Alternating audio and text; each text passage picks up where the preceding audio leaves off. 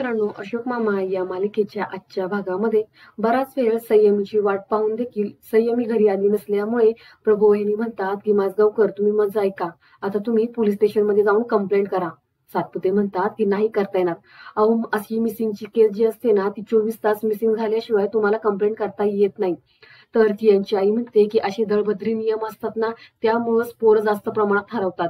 तर तोरणे म्हणतात नाहीतर काय, आता चोरांचा सुळसुळाट वाढलेला आहे.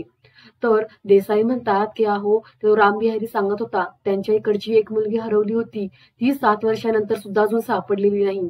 अशोक मामा मात्र चिंतेत असतात. तर इकडे संयमी ही गौरी सोबत घरी आलेली असते. गौरीश तिला ड्रॉप करतो. हे नेमकी उर्मिला पाहते. तर इकडे ईश्वर काका हे अशोक मामांना फोन करून त्यांना धीर देत असतात की हे बघ अशोक, मी आहे ना, तू काळजी करू नकोस आणि तू आता ह्या वेळेला बाहेर पडू नकोस, मी जाऊन पाहतो काय ते. असं म्हणत ते फोन कट करतात. तेवढ्या तिथे उर्मिला येते. ती म्हणते काय, कुठं निघालात, त्या संयमीला सापडायला का? तर ईश्वर काका म्हणतात हो, जरा पाहून येतो. तर उर्मिला म्हणते काही गरज नाहीये जायची, आली ती घरी, ते पण एका पोराने तिला घरी सोडलेलं आहे.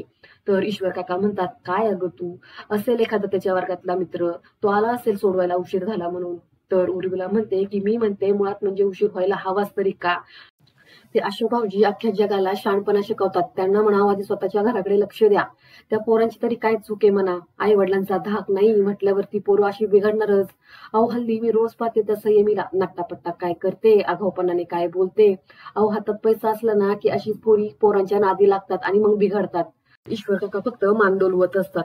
उर्मिला पुढे म्हणते की आणि त्या अशोक भाऊजींना सांगा म्हणावं, मुली जरी सांभाळण्याचा अनुभव नसला ना तरी या संयमीला मात्र लगाम घाला. ईश्वर काका म्हणतात की बाई, तू तुझ्या तोंडाला आधी लगाम घाल. उर्मिला म्हणते की काढा, आता तुम्ही सुद्धा मला असं मूर्खात काढा.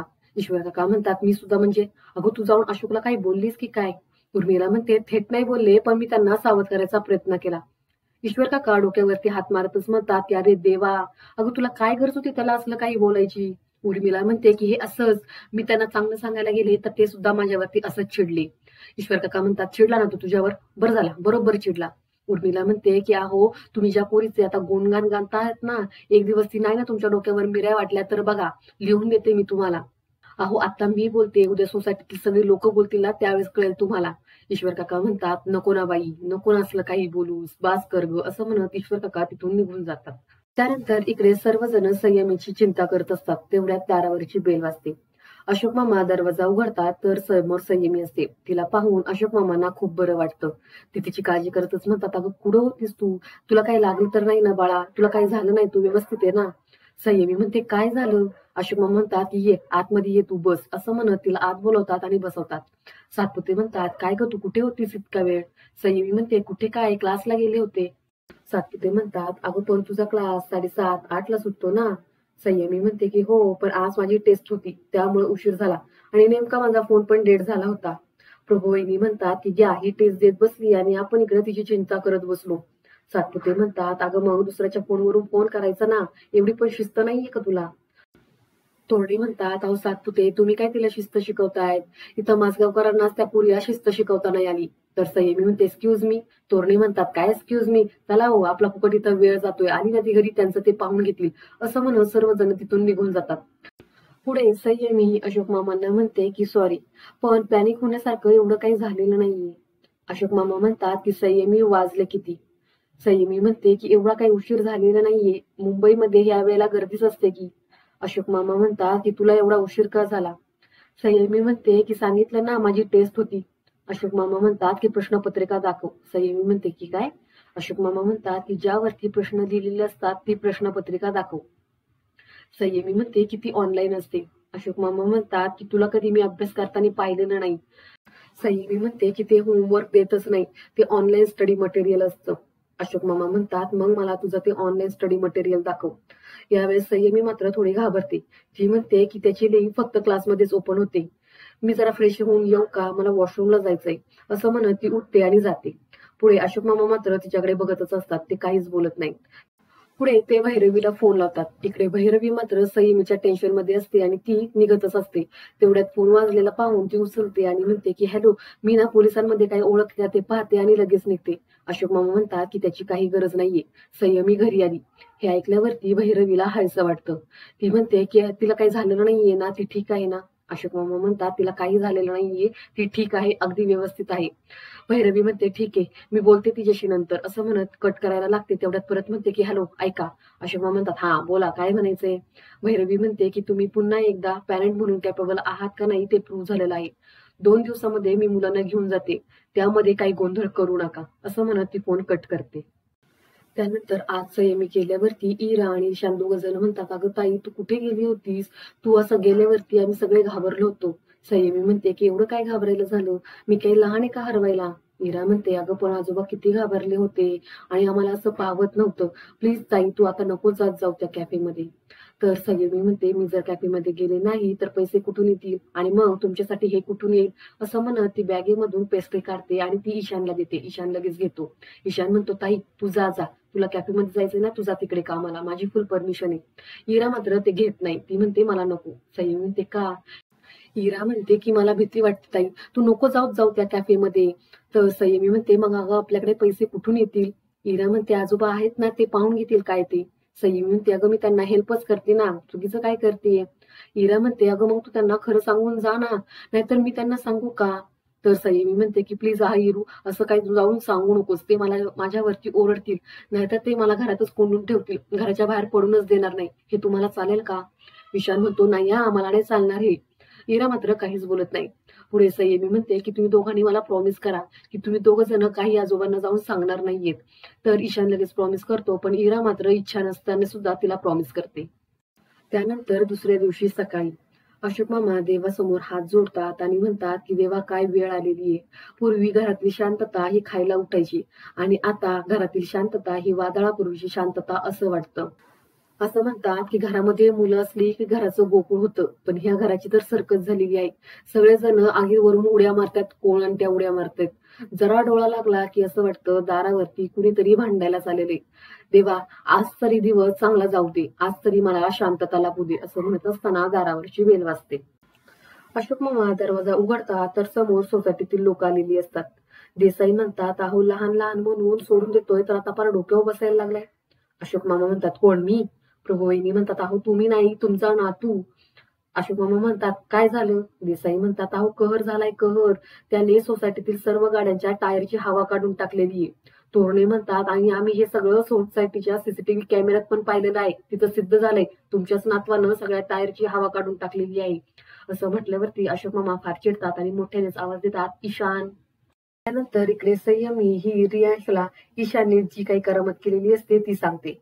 ते ऐकून रियांशला हसूच येतं.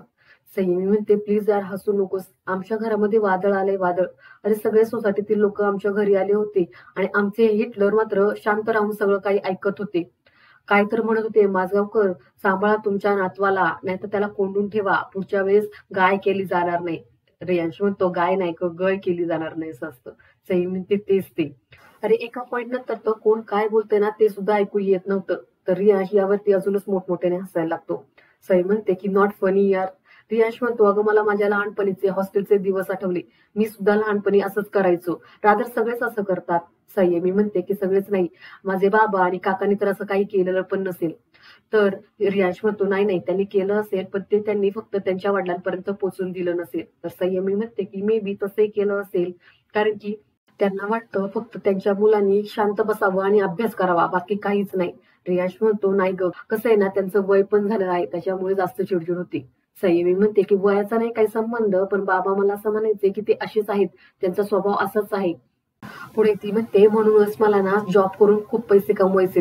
रियांश म्हणतो आणि त्याने काय होईल. संयमी म्हणते की मग मला इरा आणि ईशानला त्यांच्या हॉबीच्या क्लासमध्ये घालता येईल. रियांश म्हणतो आणि मग घरी काय सांगशील. संयमी म्हणे सांगेल काहीतरी असंच. रियांश म्हणतो म्हणजे तू परत एकदा खोटं बोललं असतं. मग एक काम कर, तू ना डायरी घे आणि त्यामध्ये लिहून ठेव की तू काय काय खोटं बोलतेस ते. संयमी म्हणते की मला काही हौस नाही आली असं खोटं बोलायला, मला आवडत पण नाही असं खोटं बोललेलं. मला तर उलट कधी कधी वाटतं की सगळं सांगून टाकावं. तर यश म्हणतो की असलं काही करू नको हा, तुला माहिती ना तू कशासाठी सगळं करते ते, तुला आता तसं वाटेल आणि त्यानंतर तू पस्तावशील सगळं काही खरं सांगून. तर संयमी म्हणते की हो मी प्रयत्न करते की मी त्यांना काही कळून देणार नाही. तर इकडे उर्मिला आणि ईश्वर काका यांच्यामध्ये ईशानवरून चर्चा चाललेली असते. उर्मिला म्हणते की एक नंबरचा निगरगट्ट आणि दंगेखोर पोरगा आहे हा. मी म्हणते अशा या दंगेखोर पोराला या सोसायटीमध्ये आपण का सहन करायचं. ईश्वर काका म्हणतात की आता तो नाही असं करणार. अशोक खूप ओरडलाय त्याला. उर्मिला म्हणते नुसतं ओरडून चालणार नाही, त्याला ना 2 असे चांगले फटके द्यायला हवेत. पुढे ती म्हणते की मी काय म्हणते, त्यांना ह्या पोरांना ना हॉस्टेलमध्येच टाकलेलं योग्य ठरेल. ईश्वर काका म्हणतात काही काय बोलतेस ग तू. उर्मिला म्हणते नाहीतर काय, हॉस्टेलमध्ये पोरं गेली ना तर त्यांना तिथं चांगली शिस्त तरी लागेल, चांगलं वळण लागेल, आणि जर आगाऊपणा केला तर तिथे त्यांना 2 फटके पण चांगले देतील. ईश्वर काका म्हणतात अगं अशा वेळेस जर अशोकला आपण सांगायला गेलो ना त्याला असं मानसिक त्रास दिल्यासारखं होईल. उर्मिला म्हणते हा त्यांना होतो तो मानसिक त्रास, मग आम्हाला नाही होते का मानसिक त्रास. आज त्याने टायरची हवा काढली, उद्या ते घराच्या खिडक्या फुटतील, मग काय करायचं आपण. ईश्वर काका म्हणतात की अगं उर्मिला, अशा वयामध्ये पोरं अशीच वागतात. अगं ह्या वयामध्ये त्यांना चांगली रग असते, त्यांच्या अंगात खूप जोश असतो ना, त्यामुळे असंच वागतात. तू आठव बरं ईशान कसा. अगं त्याने तर स्क्रूड्रायव्हर हा स्विच बोर्ड मध्ये घुसवला होता आणि शॉर्ट सर्किट करून टाकलं. तिथं शैफली पण असते. ती म्हणते अरे बापरे, मग अशोक काकांनी काय केलं. ईश्वर काका म्हणतात की अगं तो कुठे होता घरी, त्याला माहित पण नाही ही गोष्ट. तेव्हा वेणूवहिनींनी परस्पर एका माणसाला बोलवलं आणि ते दुरुस्त करून घेतलं. बघ बरं उर्मिला, त्यावेळेस वेणूवहिनींनी त्याला पाठीशी घातलं होतं. आता ह्या लेकरांना कोण पाठीशी घालणार आहे सांग बरं. शैफाली म्हणते पण पाठीशी घालणं हा एक काही पर्याय असू शकत नाही ना, त्याला नीट समजून सांगायला हवं. उर्मिला म्हणते बोलल्या मॅडम, एकदाच्या बोलल्या, टीचर मॅडम बोलल्यात ना, सांगा बरं मग आता तो जे काही उद्योग करतो ते आम्ही काही सहन करायचे का, यावरती तुमच्याकडे काय उपाय आहे. तर शैफली म्हणते की अहो आई, ईशानला नीट समजून सांगायला हवं. मुळात म्हणजे त्याला ऑक्युपाय करायला हवं. शाळा, क्लासेस, अभ्यास यामध्ये तो जर बिझी राहिला ना तो असलं काही करणार नाही. त्यामुळं सर्वात आधी ईशानची शाळा सुरू व्हायला हवी. उर्मिला म्हणते आणि शाळेच्या फीसाठी पैसे कुठून आणणार, आधीच आपले 50,000 बुडीत गेलेले. तर शैफली मात्र विषय टाळतच म्हणते की बाबा, ते अशोक काकांच्या नोकरीचं कुठपर्यंत आलेलं आहे. तर इकडे भैरवी ही तिची बॅग पॅक करत असते. तिथे चंदनराव आणि मीना येतात. चंदनराव म्हणतात हे काय तू कुठे निघालीस. भैरवी म्हणते की मी 2 दिवसासाठी महाबळेश्वरला चालले, ऑफिसचं काम आहे, एक प्रोजेक्ट आहे, साईट रिव्ह्यू करायचंय, त्यामुळे तिकडे चालले.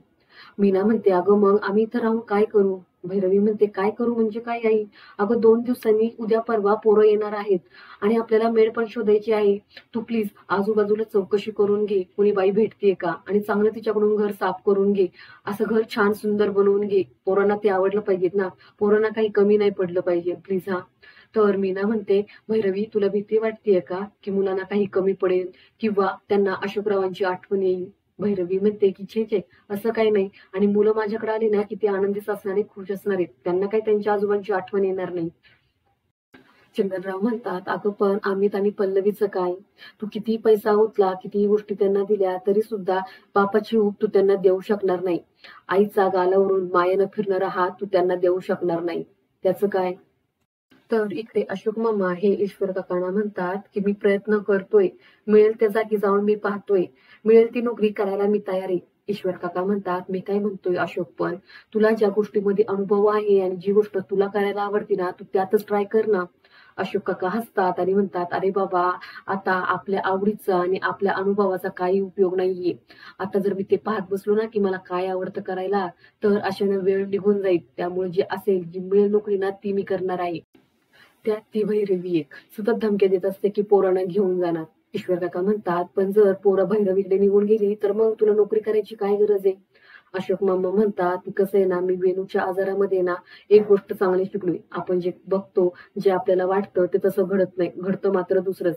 त्यामुळं आपण आपले प्रयत्न करत राहायचे, पुढचं पुढं बघता येईल काय होईल ते. पण आता तरी मला नोकरीची गरज आहे, त्यामुळं नोकरी सापडणं हेच मी महत्वाचं समजतो.